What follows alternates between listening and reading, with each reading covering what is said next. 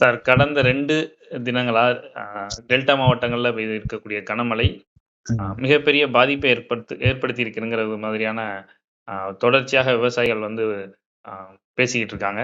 எந்த மாதிரியான சேதம் ஏற்பட்டிருக்கு? வழக்கமாக ஏற்படக்கூடிய சேதம் தானா?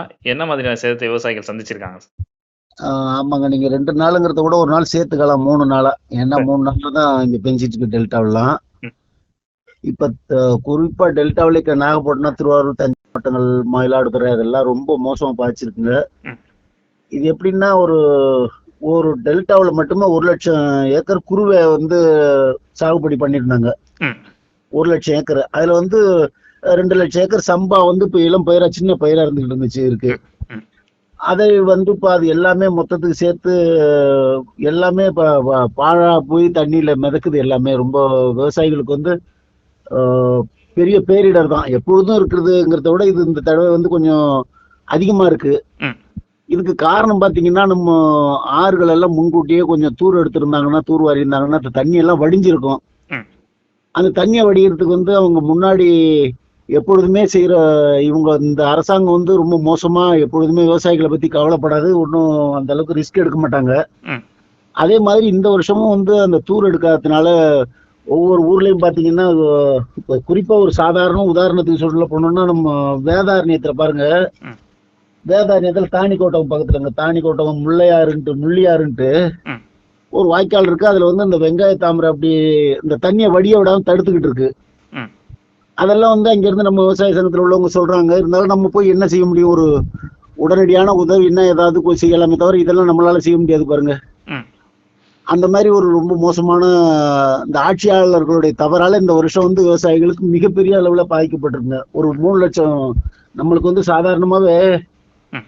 ஒரு 2,00,000 ஏக்கர் சம்பா பயிரும் 1,00,000 ஏக்கர் வந்து குறுவை பயிரும் வீணா போகுதுங்க. ம்.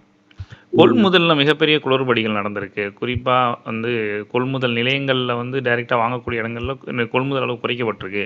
அது மாதிரி ம். அங்கேயே நிறைய நெல்மூட்டைகள் தேக்கப்பட்டு குடோனுக்கு எடுத்து செல்லப்படாம இருக்குங்கிற மாதிரியான குற்றச்சாட்டுல வச்சிருந்தாங்க. இத எப்படி பார்க்குறீங்க? இங்க உள்ள ரகுபதி அமைச்சர் ரகுபதிங்கிறவர் மற்றபடி ஒவ்வொருத்தவங்களும் பாக்குறேங்கிற மாதிரி வைத்தறிச்சலா இருக்குங்க. அதாவது நேரடி நெல் கொள்முதல் நிலையத்துல அவர் பழனிசாமி பார்க்க போனாருன்னா கூட அங்க முளைச்சிருக்க நெல்லு மூட்டை எல்லாம் வந்து தார்பாயை போட்டு மூடுறாங்க.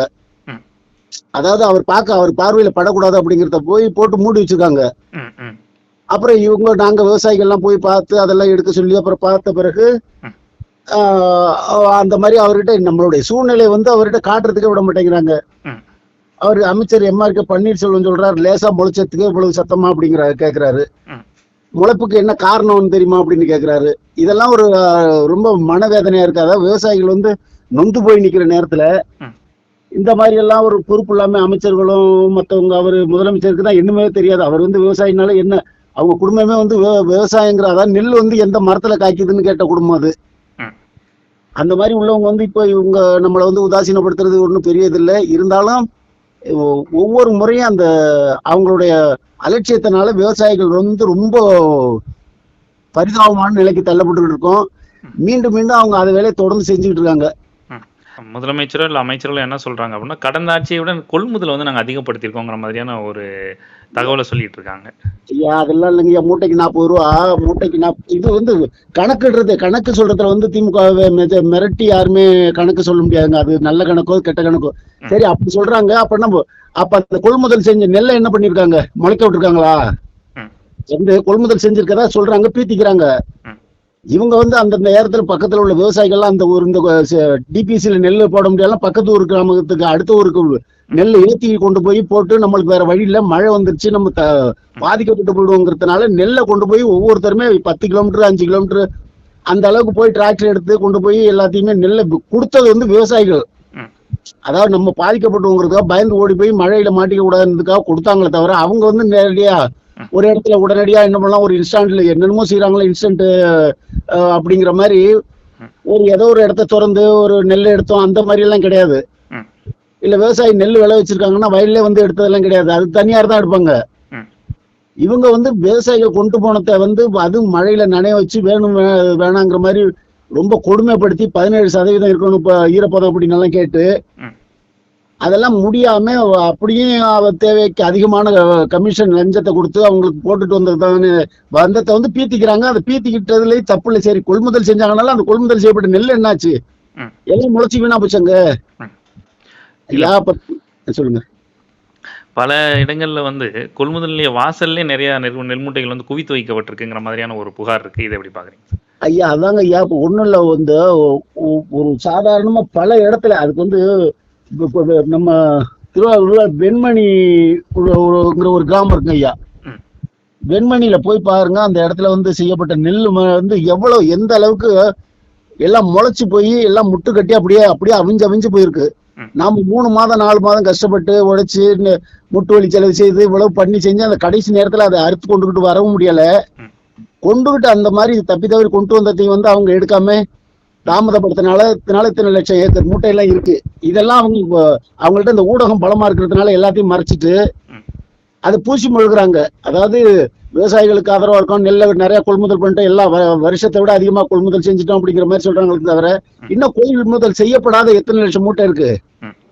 அதை வந்து அவங்க காதுல வாங்க மாட்டேங்கிறாங்க. நம்ம விவசாயிகள் ஏதாவது சொன்னாலும் அதை வந்து அதை திறன் போட்டு மூடுற மாதிரி சொல்றாங்க. அதே போல எதிர்கட்சிக்காரங்க வந்து சொன்னாங்களோ அதையும் காதுல வாங்காம அந்த மாதிரி தான் நடந்துட்டு இருக்க தவிர விவசாய கொள்முதல் செய்யறதுங்கிறதெல்லாம் வந்து ஒரு நெல்முதல். ஐயா நான் என்ன சொல்றேன்னு விளக்கமா சொல்றது புரியுதா இல்லையா தெரியல. நாங்க தேடிக்கிட்டு போய் கொடுத்து நெல்லை கொடுத்தோமே தவிர ம்.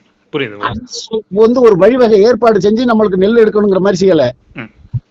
அதுதான் இப்ப நெல் கொள்முதல் எடுத்து அதிகமா செஞ்சிருக்கங்கிற மாதிரி அமைச்சர்லாம் பீத்திக்கிறாங்க. எல்லாரும் சொல்றாங்க வருஷத்தை எல்லா காலங்களை விட இந்த காலத்துல வந்து நாங்க நெல்லை கொள்முதல் பண்றோங்கிற மாதிரி இப்ப சொல்லிக்கிறாங்க. ம். இந்த சேதமடைந்த பயிர்களுக்கான காப்பீடு அது உங்களுக்கு எப்படி சார் கிடைக்குது? அது கரெக்டா கிடைக்குதா? இல்ல அதுலயும் இந்த மாதிரியான சிக்கல்கள் வந்திருக்கா? இப்ப 4 வருஷத்துல ஏதாவது ஒரு விதத்துல ஏதாவது ஒரு காப்பீடு கிடைச்சிருக்காருன்னா இல்ல. ம். அதுக்கு முன்னாடி எடப்பாடி ஆட்சியில எனக்கு நல்லா கண்ணுக்கு தெரிஞ்சு வருஷத்துக்கு ஒரு தடவை 2 தடவை நாங்க நட்ட நடவுக்கு அத்தனைத்தையும் பயிர் காப்பீடு இழப்பீடெல்லாம் கிடைச்சிட்டு இருந்தது. ம். இப்ப எல்லாம் என்னன்னா இவங்க வந்து நம்மளுக்கு ஒரு காப்பீட்டுக்கு வந்து நம்மளுக்கு ஒரு தொகை ஒதுக்குவாங்கல்ல, ம். இன்சூரன்ஸ். அந்த அதாவது அது என்னங்க ஐயா, அந்த அவங்க அரசாங்கத்துல இருந்து ஒதுக்குவாங்கல்ல ஒரு தொகை. ஆமா. உங்களுக்காக அரசாங்கம் செலுத்தும் ஒரு தொகையை செலுத்துவாங்க விவசாயிகளுக்காக. வந்து அவங்க வந்து நம்மளுக்கு இதுவரை இன்னமும் யாருமே இந்த கட்சி ஆட்சிக்கு வந்த பிறகு 4 வருஷத்துல ஒரு தடவை கூட செலுத்தலைங்க ஐயா. ம். முன்கூட்டியே நம்மளுக்கு விவசாயிகளுக்கு அவங்க அலர்ட் பண்ணி நம்மள ஒரு முன்னெச்சரிக்கையா நம்மள்ட்ட சொல்லி அதை ஊக்குவப்படுத்தி நம்மளை வந்து அந்த மாதிரி மத்திய அரசாங்கம் செஞ்சுக்கிட்டு இருந்துச்சு, எப்பொழுதும் செஞ்சுக்கிட்டு இருக்கு இப்பவும். ம். அதை வந்து விவசாயிகள்ட்ட இவங்க கொண்டு வந்து சேர்க்கல. ம். இவங்களாம் அதுக்கான முன்முயற்சி எடுக்கல. அதுக்கான அந்த பிரீமிய தொகையை கட்டினாதானே அடுத்த முறை வந்து அந்த இன்சூரன்ஸ் கம்பெனிக்காரங்க வருவாங்க. ம். அந்த மாதிரி இவங்க வந்து எதுவுமே விவசாயத்துக்கு தேவையானது ஒண்ணுமே செய்யல. இறுதியாக ஒரு கேள்வி சார். இப்போ வந்து இந்த கொள்முதல் விவகாரத்துல மழை பெய்ந்து சேதமடைந்த பயிர்கள் விவகாரத்துல நீங்க என்ன மாதிரியான நிவாரணத்தை எதிர்பார்க்குறீங்க? ஐயா இப்ப நிறைய வந்து வீடெல்லாம் இடிஞ்சிருக்குங்க ஐயா. அந்த ரொம்ப மண் வீடு மணல் வீடெல்லாம் நிறைய இடிஞ்சிருக்கு. ம். உப்பளத்துல இருக்கவங்க, வேதாரண்யத்துல உப்பளத்துல உள்ளவங்க பாதிக்கப்பட்டிருக்காங்க. மற்றபடி விவசாயிகள் வந்து நெல்லு முட்டை நிறைய சேதம் அடைஞ்சிருக்கு, இழந்திருக்கும். இன்னமும் வந்து சின்ன நட்ட இளம்பயிர்கள்லாம் வந்து தண்ணிக்குள்ள மூழ்கி கிடக்கு. ம். அதோட இன்னொன்னு சேர்த்துங்க ஐயா, இப்ப இந்த எல்லாத்துக்குமே இப்ப என்ன சொல்றாங்கன்னா உரம் வாங்குறோம்னு வச்சுங்க, உரம் வாங்கணும்னா அதுக்கு வந்து இடுபொருளையும் சேர்த்து வாங்கணும் அப்படிங்கிற மாதிரி சொல்றாங்க. ம். அந்த மாதிரி எல்லாம் இல்லாம அதெல்லாம் இல்லாம இப்ப உடனடியா உரம் வேணும்னா உரத்தை மட்டும் கொடுக்கறதுக்கு ஏற்பாடு பண்ணணும். ம். அது கூட சேர்த்து எங்களுக்கு நிவாரணமா வந்து ஒரு ஏக்கருக்கு வந்து ஒரு 40,000 ரூபாய் கிட்ட வந்து எங்களுக்கு இழப்பீடு வேணுங்க ஐயா. ம். அப்படி கொடுத்தாதான் நம்ம வந்து இந்த ஏதாவது செய்யலாம். அதுக்கு நம்ம விவசாயிகள் மறுபடியும் அடுத்த பயிர் செய்யறதுக்காக தயாராக முடியும். ம். ஒண்ணு பணமாவும் கொடுக்கணும், மற்றபடி இடுபொருளும் கொடுக்கணும். ம். அந்த வீடு இடிஞ்சு போன விவசாயிகளுக்கு வந்து அந்த உடனடியா ரொம்ப போர்க்கால அடிப்படையில வந்து அவங்களுக்கு தேவையான அரிசி, புளி மிளகாய், அந்த மாதிரி அத்தியாவசிய அந்த ஜாமான்கள்லாம் எல்லாருக்கும் கிடைக்கிறதுக்கு ஏற்பாடு பண்ணணுங்க ஐயா.